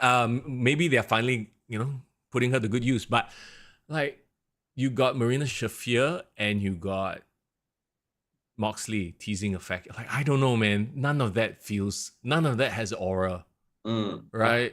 I don't know. I mean, I've always had not say I have a soft spot for Moxley. I always wanted him to do well. Sure. Because I think he was the first like legit renegade that, you know, left WWE for AEW. So there's always that with him. But of course, in recent years, he has just been terrible. Like, even when he won the New Japan, you know, World Championship or something like that, right? IWGP Championship. I was like, why? This is like a terrible move. This is not the like 2019 Moxley. Yeah, that would have been awesome. But there's just nothing. So I think he really needs a refresh. And if this leads to a refresh in his character, I'm gonna give it a chance to see what happens. But I don't know, man. Unfortunately, some people just need to be directed and need to be produced and not be given full reign. Yeah, exactly. Chris Jericho is the prime example of this, right? Yeah. And unfortunately, unless Shane is the one who's, you know, sort of putting this storyline together, I don't know. I really don't know. Well, we shall see. But yeah, how many matches are on the card? Because I'm curious how many matches can they build in 1-2 weeks? 6, bro. 6. Okay, Willow Nightingale versus Chris Statlander. That's an existing feud, so at least this makes sense. Yeah, that's fine. Right? I like that. And it's a 1-on-1. It's a Chicago street fight. Oh, they can't. Now that sucks. Yeah, they can't just leave it as it is, right? No, because I think they are in Chicago. Yeah, they are in Chicago. Yeah. Whatever. I hope the CM Punk chance drown them out. Swerve Strickland. Oh, that's why Young Bucks are on this card, huh? Swerve versus Hangman Page. Steel cage match. Okay, this is a feud that has gone on, and is to me gone on way too long already. To me, they should have moved on from this match, this feud. But because there's history, I guess it makes sense for such a short build-up, right? Bro, remember the last match that they had? One fella drank the other fella's blood. Yeah. So how are you gonna top that? One fella gonna drink the other fella's urine. I don't know. While climbing the cage. Yeah. Golden shower. Okay. Wow, we have this is really kicked to the gut after hours, yeah. After hours indeed, yeah. Okay. I have no doubt this will be a bloody, gruesome, disgusting match. And there is a sick, twisted part of me that wants to watch it. But from a standpoint of, do I care about them fighting against each other again? Absolutely not. No. And Yeah. Swerve is now back to being a heel or face. Yeah, I don't know. What's I like? no idea. Uh I really can't justify. Okay, but one thing I did like about the promo was Swerve guaranteed like this is not the last time you'll see me as champion. Actually, his match with Bryan Danielson actually makes me see him as a world contender right now. Yeah. So at least that's a good thing. But I guess he's on this side quest now. He's like the Damian Priest lah, having Yeah, to yeah. fend off Finn Balor. What do you think Okay. of Hangman Page though? In like currently his current character. I don't hate it. To be honest, it's not lighting the world on fire, but it seems like a good fit. You know what I mean? And I For can him. see, and I can see if they sort of, let it play out a little bit more. We see more of it, and there's better character development and storyline with it. He could become a potential international champion contender at some point. Yeah, I think this is actually his best character in AEW. Like since being in AEW, he has this age that we used to criticize him for not having. Remember when he was bland and nice and all that shit. Yeah. So at least there's this desperate crazy guy. I think fits his character. But again like you said, we've already seen a lot of this feud. I thought there was already a resolution, but they're gonna go back to this maybe, like you said, because it's an existing feud. They don't have time to build new feuds. Yeah, and to your point, I don't see how they can top their previous match. Yeah. So I don't want them to do something crazy that is like gratuitous. If you are playing 2K, right, this will be like, oh, this rivalry is stale. Please move on. You know what I mean? Exactly. The next.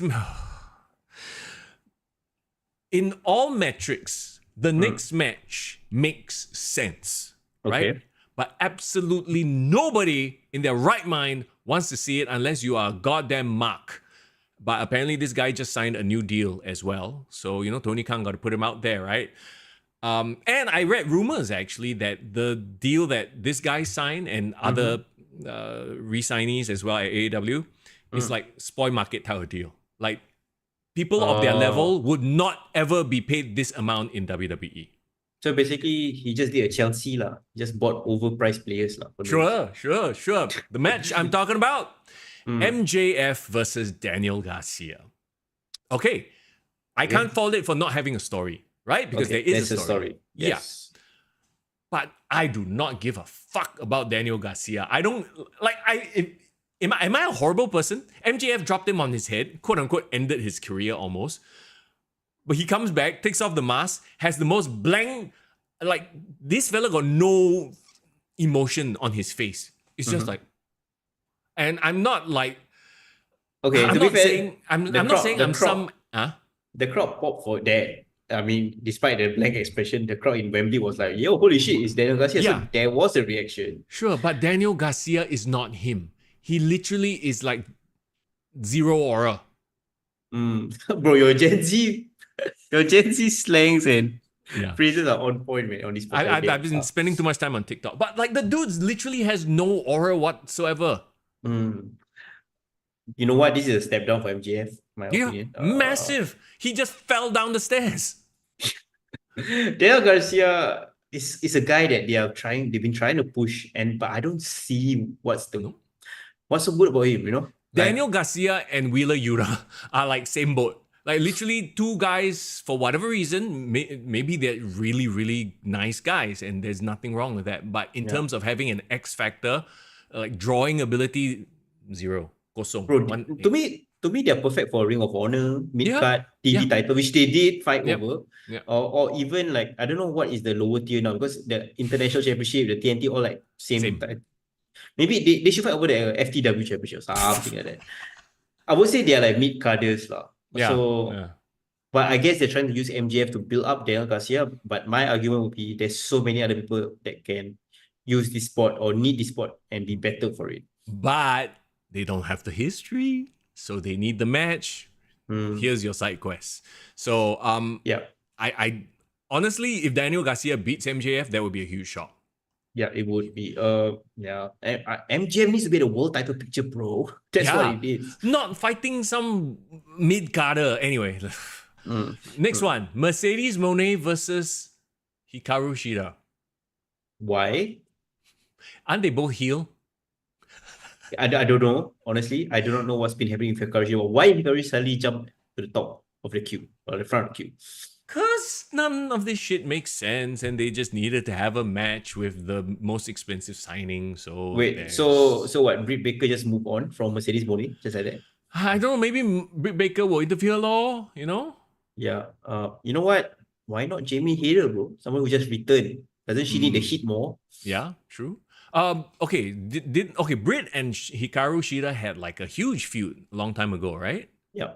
So maybe there's something there. Maybe Britt Baker, she hates Mercedes so much, she comes in and actually helps Hikaru Shida. I don't know. There could be something there. Okay, maybe something happened on Dynamite that I have no context to that led to this match, but Hikaru Shida is cold, bro.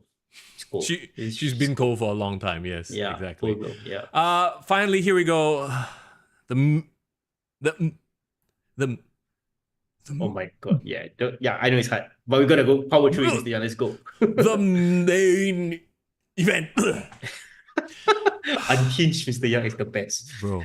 The main event is Bryan Danielson versus Jack Perry. Chao Bai lah. Okay. Maybe their logic is, this was the second Jungle Boy and Darby Allin's second match on the card, or second last match on the card from the last pay-per-view. He won. He deserves to be elevated to the world title picture. Whatever, right? Bro, just freaking won the TNT championship, and then you're completely gonna disregard the title and go for the world title. What does that say about the TNT title? Okay, first of all the titles are equally prestigious, okay? Okay, fine. We don't play that. But okay. Yeah, nobody gives a fuck about this match. Bryan Danielson is going to try his darndest because he can't help himself to make Jack Perry look like, a world title contender, because that's just Bryan Danielson. But it is so Yeah, I can't even I don't even have the words for this. It's like Stone Cold having a match with Steven Richards and making him look good. Hey, as a main event. I love Steven Richards and I love his YouTube channel. Yes, his YouTube. I just watched some of his videos as well. That's why he was at the top of my mind. But you get my point, though. I get your point. It's like why would Stone Cold fight Tajiri at like freaking, I don't know, No Way Out or something? No Way Out. Yeah, exactly right. At Backlash. Okay. I actually saw the promo and it was a terrible promo from Jack Perry. Jack Perry shouldn't be pushed to this level. He should stay at his TNT title because he does have some heat, genuine heel heat. People don't like him, blah, blah, blah. But Bryan Danielson should be fighting Christian Cage. What happened to Christian Cage winning that stupid Casino Battle Royal there? Oh, yeah. Doesn't Christian Cage get to choose? So maybe that's the whole thing. Bro, it's convoluted, bro. It's supposed to be Christian Cage. Then Darby Allin also has a title shot. Yeah. And then now got Jungle Boy. How? So Bryan Danielson just wants to work with all the people that he wants to work with. So they lined it up like that lah. So he's going to go through the gauntlet. So we know Bryan Danielson will win this. Yeah. Or maybe Tony Khan was saying like, you know what? We are in Chicago. Let me give them the biggest heel that I have in my company. How about Jungle Boy, Jack Perry? Can you imagine? Okay. Does Tony Khan have the balls to actually give Jack Perry the World Heavyweight Championship by beating Bryan Danielson in Chicago? Would he do it? Do you want to see that? No, obviously not. But do you think he would do it just to give Nah, not after All In, bro. Not after that crazy way that Bryan Danielson have been put over to lose the title in 1 week. That's worst booking, bro. Bro, the disrespect, bro. Yeah, I almost kind of want to see it just for the disrespect. No, don't do that. Don't do deep Bryan dirty like that, bro. They would get so much heat from it, though. Okay, I'm trying to think from a get attention perspective. If anything, this will get attention. Yeah, whatever. Sucks for Bryan, obviously, and it makes no booking sense. Will you pay $30 to watch that happen? No. Exactly. Yeah, I will just watch a clip on YouTube or on Instagram. Yeah. Okay, no. Let's come back down to earth. Let's be realistic. Bro, you know what? After All In, and I had a lot of praise for All In, right? I thought it was easily their best pay-per-view this year. Yeah. This was a bad card to follow up with, bro. For sure. You just push away fans who actually had hope for a good, Yeah. I don't know. Literally none of these matches are appealing to me except for maybe Willow versus Chris. The rest is why? Yeah. I will watch Willow versus Chris for sure. But not Chris Jericho. I don't want to watch him anymore. I'm so sorry. Oh, I just randomly read this, by the way, Mm. because we don't watch or pay attention to Collision. Hikaru Shida actually won a title shot against Mercedes Moné at Collision. That's why she has a title shot. You know who she beat? Ooh. Serena Wimbledon? Deeb, Oh, she Thunder Rosa, and Queen Aminata. Oh. Aminata. Yeah, Aminata. who is Oh, Queen no. Amidala? I actually watched her. She's okay. She's from Africa, like legitimately from Africa. So Is that right? maybe she's their female Obafemi. I don't know. No. Okay, so there you go. That's AEW's Yeah. all out of interest and all out of attendees. Yeah, Bro, yeah. I don't. Who's watching this crap? Bro, I'm sorry we had to go down on such a bad note, but to bring up the joy a little bit, there's a lot of things to look forward to on top of that. Not from AEW. I mean, for the rest of the month of September in wrestling, I mean. Yeah, well, I mean, okay, look, we got NXT No Mercy. That's gonna be fun. And you never know. Maybe something really big happens. I know it's too quick for it, but AEW and Tony Khan specifically has no subtlety lah, huh? The whole John Moxley thing might actually pay out at All Out. I wouldn't be surprised if they just pull the cord right there. Okay, I would watch it. I would pay money to see like John Moxley and Shane McMahon appear at All Out. If that happens, like okay, fine, we're on. But then again, you can't announce that, right? They would have to announce it for you to buy it. The only way that will happen is if a clip of it surface on Instagram, and then if you saw the clip, then you won't buy it anyway. Bro, I buy on replay lah. I mean, why would I do that? Never mind. Why? You just look at the clip on Instagram. Can already. Okay, fine. Yeah, I'll spend my $30 getting Grab food or something. Better lah. Much better. Spending of your money. Anyway, with that, it's almost midnight on a Sunday. We are going into Monday. Thank you, everybody. Zayden, big shout out to you as well for joining us. Thank you for joining us on the podcast on a very special edition. Let us know if you enjoy this timing and enjoy this late night edition, after hours edition of Kick to the Gut. If you enjoy Unhinged, Mr. Young, hey, maybe I will work myself to the bone and then do the podcast. Maybe that is what we need. Unhinged, Mr. Young. If you enjoy chill foreign, like chilling in the building also, I don't mind. Just let me know. If you enjoy Lower Mania, Tonga Lower Mania, we need to make a Tonga Lower Mania shirt with all the hand emojis. I swear. I love it. We kick to the gut. KT. All the hands. Oh my god. We just came up with a shirt idea. Okay, let's do it. Okay, we'll consider that. Okay, so thank you so much, guys. Join us on the Discord. Join us on our other social media and all that kind of stuff. Once again, let's give a big shout out to our lovely sponsor, SPW Singapore Pro Wrestling. Watch out for their next big event, their anniversary show happening soon. We'll get you all the details when we have it. And of course, leading up to it, I'm sure we'll get some of the SPW wrestlers in here to chat with them about the anniversary show. In the meantime, though, okay, everybody, once again, have a great week ahead. We'll see you guys soon. As always, it's Mr. Young. And it's foreign in the building. Take care. I'm going to collapse now. I'm going to pass out now, bro. Collapse, bro. No, not before I do this, bro. I'm doing this to you, bro. Bro, rest, bro. Sleep, bro.